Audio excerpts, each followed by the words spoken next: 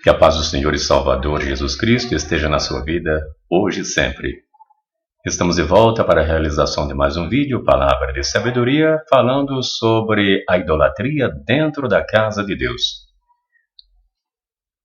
É importante nós frisarmos que a casa de Deus, ela deve ser a casa de Deus, onde se trate dos assuntos dele, para ele, pois tudo é dele. E para ele foi feito e deve ser canalizado para ele. O que estamos vendo é uma certa desordem dentro da casa do Senhor e Salvador Jesus Cristo, porque muitos estão se aproveitando da facilidade que existe de melhorarem suas vidas, tendo suas condições cada vez diferenciadas, tirando proveito daquilo que não deve ser tirado. Porque o proveito que devemos ter na casa de Deus é simplesmente na área espiritual, porque é o primordial. A primeira coisa que devemos compreender é que Deus quer que sejamos cheios da unção do seu Espírito, que saibamos como conduzir a nossa vida, a nossa alma, para o crescimento espiritual, a fim de que possamos fazer o que Ele quer que venhamos a realizar. Mas parece-me que as coisas vêm mudando de tal forma que o conteúdo bíblico está sendo entregue de maneira diferente. Cada um tem a sua explicação dentro do seu desejo, da sua vontade, da sua forma de pensar, ou então dentro do seu raciocínio, na sua lógica humana, a fim de trazer para si aquilo que mais lhe agrada. Muitos são artistas dentro da casa de Deus. Outros estão querendo mostrar que têm poderes mais do que outros. É incrível o que está acontecendo, e o misticismo vem tomando conta dos templos. As pessoas estão se tornando místicas, estão se tornando idólatras dentro da casa do Senhor Jesus, porque estão adentrando aos templos coisas que não beneficiam a parte espiritual de ninguém. No passado o povo também agiu dessa forma e houve necessidade de Deus mandar os profetas a fim de derrubarem os postes ídolos. Tantos profetas foram enviados para falarem por Deus a homens, a reis, a doutores, para que houvesse mudança imediatamente, pois o povo estava sendo sacrificado e Deus queria mudanças naquele povo. O Israel de Deus sofreu muito por não lhe dar ouvidos, por não querer ouvir o que os profetas diziam enviados por Deus. Eles preferiam ouvir a voz do profeta de Baal. Quantos profetas de Baal existiam? Eram muitos. Os reis tinham profetas, os videntes, mas os verdadeiros profetas eram perseguidos. Suas vozes a maioria não queria ouvir. Vejamos muito bem a situação do profeta Jeremias, que foi jogado no calabouço por falar verdades, mas nenhuma de suas profecias deixou de se cumprir. O povo foi levado cativo para a Babilônia, exatamente porque não deu ouvido às suas palavras, que vinham de Deus. Hoje não é tão diferente. Pessoas são levantadas para mostrarem a verdade, mas o povo prefere dar ouvidos à mentira. É como o povo que escolhe o seu próprio governo. O povo merece o governo que coloca para governá-lo. Porque a escolha é ruim. É uma escolha humana errada. Então as pessoas escolhem pregadores muitas vezes que têm desejos que não são os desejos de Deus, mas eles se colocam como representantes de Deus. Mas quando você começa a colocar na balança, você percebe que não são de Deus, que suas palavras não provêm de Deus. Tanto que tem muitos pregadores que pregam a sua palavra do mesmo jeito, com a mesma intenção, dezenas de vezes, pois não se deixam ser levados, esses pregadores, pelo Espírito Santo de Deus, na sua maioria. Porque as suas práticas não condizem com as verdades bíblicas. Então eles introduzem dentro da casa de Deus todo tipo de coisa que venha trazer aos olhos das pessoas algum convencimento, porque as suas palavras que estão fora do contexto espiritual não conseguem convencer a ninguém. Então ele precisa de um copo com água, ele precisa de um sabonete, ele precisa trazer água de vários rios de Israel para enganar o povo. Fazem uma relação de rios e dizem que foram lá e trouxeram estas águas. E estas águas são regeneradoras, purificadoras, e vendem por preços absurdos estas águas.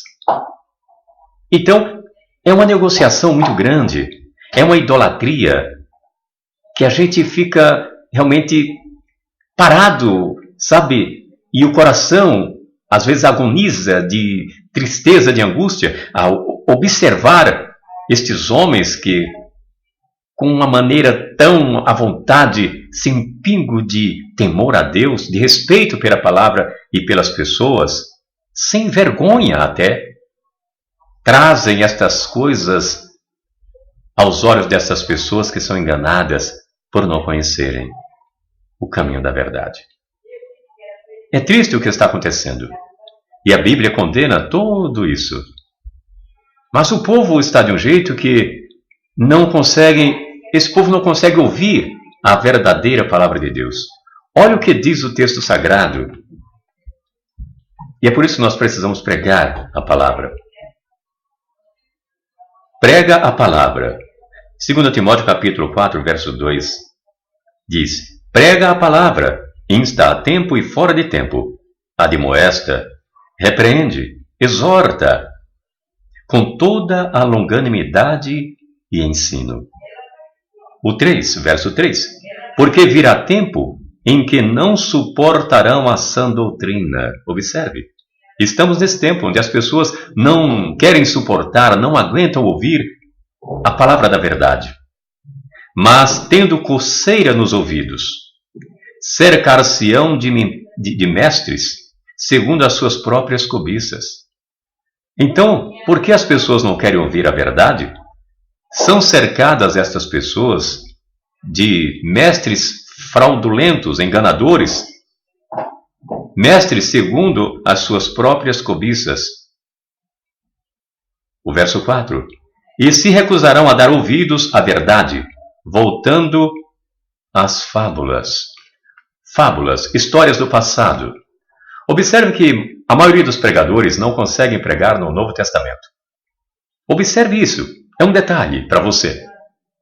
A maioria dos pregadores, você pode visitar as igrejas, eles não conseguem pregar no Novo Testamento. Sempre no Velho Testamento. Porque no Velho Testamento tem as histórias, tem as fábulas, tem as facilidades do engano. O Evangelho de Cristo, ele não conduz nenhum pregador a tomar dinheiro de ninguém. O Evangelho de Cristo, você não encontra meios para negociar o Evangelho. Mas no Velho Testamento você encontra muitos meios. Na época da lei. Mas o Evangelho de Cristo, ele tem que ser pregado como Cristo quer que seja. Sem ganância, sem soberba, com mansidão pelo Espírito Santo do Senhor, com equilíbrio espiritual, com conhecimento, com o único propósito, levar as almas à salvação. Não tem uma parte no Novo Testamento que conduza o pregador, mesmo que ele tenha certos desejos, a negociar com o Evangelho. Porque o próprio Jesus disse que é para nós darmos de graça o que de graça recebemos. Se nós recebemos de graça a palavra, de graça vamos entregar esta palavra. Se essa palavra veio realmente do coração de Deus para o nosso coração, por que vendermos esta palavra? Você só pode vender aquilo que é seu, aquilo que lhe pertence. Se você, para pregar, você precisa ganhar muito dinheiro, se você, para fazer uma viagem, para fazer uma pregação, você exige que paguem os melhores hotéis, avião primeira classe, e que tenha na sua conta um valor X, você está vendendo o quê? A palavra de Deus ou a sua palavra? É provável que seja a sua palavra, pois você se preparou para isso. Você pagou faculdade, você passou horas e horas estudando, preparando-se em teologia. Hoje você tem a prática da ganância, porque você gastou dinheiro durante esses 4 anos de estudo. Porque a sua intenção não era pregar o Evangelho. Alguém diz, viver do Evangelho. Viver do Evangelho é viver pela fé.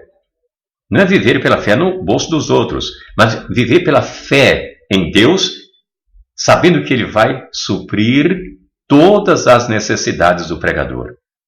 É aprender a ser dependente de Deus, porque quando nós aprendemos a ser dependentes de Deus, Deus está sempre resolvendo os nossos problemas, agindo na nossa vida, não deixando nada faltar, chegando na hora com a solução. Isto é depender do Evangelho. É isto. Mas muitos estão se preparando para depender do Evangelho, mas de uma forma diferente. Roubando os indoutos, utilizando textos bíblicos, principalmente do passado, trazendo as histórias para o presente, mudando totalmente a realidade da palavra de Deus e fazendo a seu bel prazer tais pregações. Como é o caso quando muitos pregadores pregam sobre Abraão e Isaac. Eles não querem dizer que Isaac estava ali representando Jesus Cristo. Eles não querem dizer que naquele momento em que Isaac seria sacrificado, em que Deus falou com Abraão para que ele não fizesse aquilo, quando de repente Abraão vira o rosto para um dos lados e observa ali uma ovelha que estava ali no emaranhado do mato, dos garranchos, e ali estava a ovelha para ser sacrificada. Ali era uma explicação com relação a Jesus Cristo que viria, a ovelha que seria sacrificada pelos nossos pecados. Mas eles invertem totalmente. Eles querem dizer que Abraão estava entregando o seu melhor ali, e eles convertem esta pregação em dinheiro, em negociações. Quando eles pregam sobre esse assunto, eles dizem, agora traga o seu Isaac e deposite o seu Isaac aqui, agora. O Isaac que eles pedem é o dinheiro do povo. Mas essa pregação não quer dizer nada com dinheiro, mas é uma demonstração, naquele momento, de que viria Jesus Cristo, o autor e consumador da nossa fé, que seria exatamente a ovelha que seria imolada pelos nossos pecados. Ali estava a ovelha, que apareceu para ser imolada em lugar de Isaac. Da mesma forma, Jesus Cristo veio, se entregou na cruz, em meu lugar, em seu lugar. Esta é a verdadeira pregação, e não a pregação que eles utilizam, usando a história de Abraão e seu filho Isaac, roubando o povo, desnorteando a palavra de Deus, mentindo para a igreja, enganando a igreja, falsificando a palavra. Quando a palavra não diz o que eles dizem, ali estava uma demonstração da vinda de Cristo, que estaria entregando-se por nós, por mim e por você, pecadores terríveis, que precisavam exatamente do socorro divino. Esta é a verdadeira pregação. Assim como Abraão entregou Isaac naquele momento, da mesma forma, Deus entregou seu Filho, Jesus Cristo, para ser imolado como aquela ovelha que foi sacrificada. Jesus foi sacrificado também por nós, por mim e por você. Esta é a verdadeira palavra de Deus, e não dessa forma que a maioria dos pregadores da prosperidade procuram colocar na sua mente e no seu coração. Vamos ver um texto aqui para você observar. 2 Pedro, capítulo 2, verso 1 em diante diz: Mas houve também entre o povo falsos profetas, como entre vós haverá também falsos mestres, os quais introduzirão encobertamente heresias destruidoras, negando até o Senhor que os resgatou, trazendo sobre si mesmos repentina destruição. E muitos seguirão as suas dissoluções, e por causa deles será blasfemado o caminho da verdade. Presta atenção agora. Por ganância farão de vós negócio, com palavras fingidas. Para eles o juízo lavrado a longo tempo não tarda, e a sua destruição não dorme. Observe as heresias que vão colocando dentro da casa de Deus. Sobre estas heresias está exatamente o que está acontecendo nesses últimos dias, dentro da casa de Deus. Além de todas estas coisas, estas práticas de heresias, agora, a exaltação exatamente com relação à Arca da Aliança. As pessoas estão se prostrando diante de um caixão vazio. E dizem os líderes que Deus está ali dentro. A Arca da Aliança. Eu vou ler para você que isto é pecado, é abominação e Deus não aceita. É inaceitável esta ação. Isto é idolatria. E Deus condena toda prática de idolatria. Toda prática é condenada por Deus. Então quem estiver se prostrando diante de uma arca está, na verdade, se não se arrepender, condenado à morte eterna. Porque não entrarão no reino dos céus os idólatras, os mentirosos, os efeminados, os caluniadores, os difamadores, não entrarão no reino dos céus. Então, se você está se prostrando diante de uma arca, se você está realmente idolatrando a arca, se arrependa enquanto é tempo. Se volte para Deus. Você, líder, tenha cuidado com a obra de Deus. Tenha cuidado, perceba o que você está fazendo com as ovelhas de Cristo, que não tem conhecimento, e você vai dar conta de todas elas diante de Deus. Você é o responsável por estas ovelhas. Tenha temor a Deus, se arrependa, se volte para Deus, se certifique dessas palavras, com estas palavras que eu estou a lhe dizer em nome de Jesus. Mude o seu comportamento espiritual, seja mais responsável pela obra de Deus. Veja o que diz o texto para nós terminarmos esse trabalho. Jeremias capítulo 3, verso 14 em diante. Pode ler na sua Bíblia. Convertei-vos, ó filhos rebeldes, diz o Senhor, pois eu vos desposarei e vos tomarei, a um de uma cidade e a dois de uma geração, e vos levarei a Sião. Dar-vos-ei pastores segundo o meu coração, que vos apacentem com conhecimento e com inteligência. Então você, pastor, precisa ter conhecimento e ser inteligente para apacentar as ovelhas de Deus. Se você não tiver esses detalhes e outros mais, você não é um verdadeiro servo de Deus. Observe agora o texto seguinte, o verso 16. Naqueles dias, preste bem atenção agora, naqueles dias, quando vos multiplicardes e frutificardes na terra, diz o Senhor, nunca mais se exclamará a arca da aliança do Senhor. Deus não quer nem exclamação do seu povo com respeito à arca da aliança, porque ela não serve mais para nada. Ela jamais lhes virá ao coração. Palavra de Deus, utilizando a boca do profeta Jeremias. Ela jamais lhes virá ao coração. Nem dela se lembrarão, não é nem para se lembrar, quanto mais para adorar. Você está entendendo? Dela não sentirão falta, não é para sentir falta. E não se fará outra. Presta atenção, não é para fazer outra. Porque qualquer uma outra que for feita é um caixão vazio, onde Deus não está, é idolatria, Deus condena, é abominação a Deus, Deus não aceita, é um pecado. Então, você que está agindo com essas práticas, se arrependa enquanto é tempo, porque nem o idólatra vai entrar no reino dos céus. Que Deus nos abençoe em nome de Jesus e fique com essa palavra.